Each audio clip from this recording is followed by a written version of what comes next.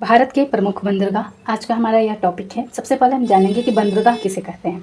बंदरगाह वह स्थान होता है जहां जल और थल सीमा पर स्थित वह भाग जहां से समुद्री जहाज या कार्गो को लोडिंग या अनलोडिंग करते हेतु सभी यानी हम अपना सामान एक स्थान से दूसरे स्थान पे जहां भेजते हैं व्यापार के लिए, वैसा क्षेत्र को बंदरगाह कहते हैं।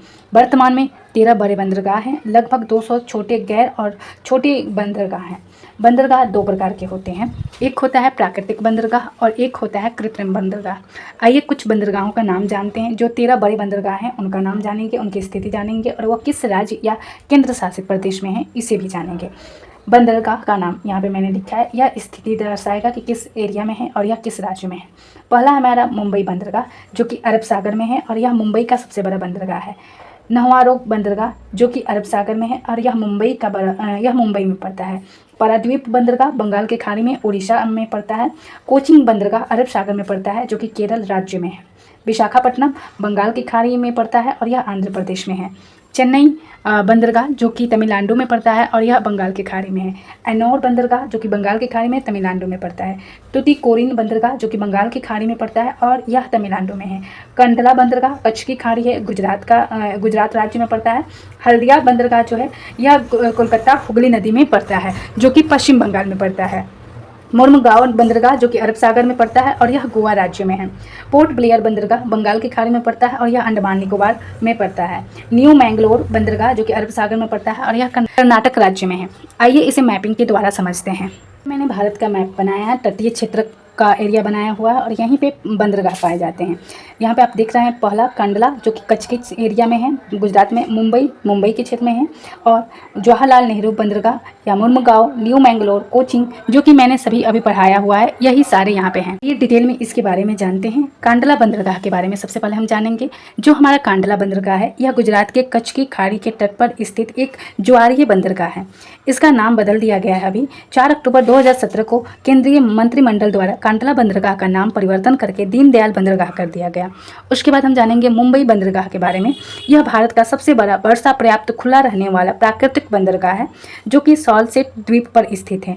यहाँ से मुख्यतः सूती वस्त्र, ऊनी वस्त्र, पेट्रोलियम, मैग्नीज को निर्यात किया जाता है। अगले बंदरगाह को देखेंगे, जवाहरलाल नेहरू बंदरगाह। यह पूर्णतः यंत्र चालित बंदरगाह है। उसके बाद हम जानेंगे मुर्मुगांव बंदरगाह। यह गोवा के जुआरी नदी की सेंचुरी में स्थित एक बंदरगाह है। यह बंदरगाह वर्ष 1970 तक देश का सबसे बड़ा निर्यात का आधार बना रहा। यहाँ पे 1970 से पहले यहाँ पे लोहे का निर्यात किया गया जाता था। अभी वर्तमान में मैग्नीशियम, सीमेंट, उर्वरक, कॉफ़ी, नारियल, काजू, नमक इत्यादि का निर्यात किया जाता है। अब हम जानेंगे मुर्मुगांव बंदरगाह के बारे में। यह मुर्मुगांव व कोचीन के मध्य कर्नाटक में स्थित बंदरगाह है जो कि आकार की दृष्टि से बहुत ही छोटा है। यहाँ से चंदन का तेल, मछली, कहवा और ग्रेनाइट का निर्यात किया जाता है। कोचीन बंदरगाह के बारे में जानेंगे। यह बेम्बनाड कायल जिसे अरब सागर की रानी के लोकप्रिय नाम से भी जाने जाते हैं। कोचीन को अरब सागर की रानी भी कहते हैं, यह इसका लोकप्रिय नाम है। उसके बाद हम जानेंगे कि यह इस बंदरगाह के निकट एक जलयान निर्माणशाला व पेट्रोलियम संशोधनशाला भी स्थापित किया जा चुका है। अब हम जानेंगे BO चिदम्बरम बंदरगाह के बारे में जो कि दक्षिण पूर्व के छोर पर पाया जाता है, तमिलनाडु में स्थित है और इसका पुराना नाम टुटीकोरिन था। एग्जाम में BO चिदम्बरम करके आ सकता है और या टुटीकोरिन भी करके आ सकता है। इसका दोनों नाम आप याद रखें। उसके बाद हम जानेंगे चेन्नई बंदरगाह के बारे में। तो यह भारत के प्राचीन बंदरगाह में से एक बंदरगाह है। मुंबई के बाद यह दूसरा हमारा सबसे बड़ा बंदरगाह है। विशाखापट्टनम बंदरगाह के बारे में जानेंगे। यह काकियानाड तट पर आंध्र प्रदेश में स्थित इस बंदरगाह के पास पोत निर्माण व मरम्मत उद्योग भी स्थित है और यह बंदरगाह सबसे गहरा बंदरगाह माना जाता है। पारादीप बंदरगाह के बारे में जानेंगे। यह उड़ीसा राज्य के कंटक से 100 किलोमीटर दूर महानदी के डेल्टा पर स्थित है। यहाँ से मुख्यतः जापान को कच्चा लोहा निर्यात किया जाता है। अब तक हमने 9 बंदरगाहों को पढ़ा और हम आगे 3 बंदरगाह को पढ़ेंगे जो कि हमारा 13 बंदरगाह कंप्लीट हो जाएंगे। आइए जानते हैं कोलकाता बंदरगाह के बारे में। यह बंदरगाह जो होता है हुगली नदी पर स्थित है जो बंगाल की खाड़ी में 128 किलोमीटर की दूरी पर स्थित है। पोर्ट ब्लेयर बंदरगाह जो कि अंडमान निकोबार द्वीप के समूह पर स्थित पोर्ट ब्लेयर बंदरगाह है और इसे केंद्रीय सरकार ने 1 जून 2010 में बड़े बंदरगाह को श्रेणी में रख दिया। इसे मिलाकर 13 बंदरगाह हो गए। फिर उसके बाद एन्नौर बंदरगाह जो है यह तमिलनाडु के तट पर चेन्नई के उत्तर में स्थित है। यह देश का सबसे बड़ा कंप्यूटराइज बंदरगाह है। यह देश का प्रथम पब्लिक कंपनी यानी यहाँ पे एक कंपनी भी है, मिनी रतन बंदरगाह है।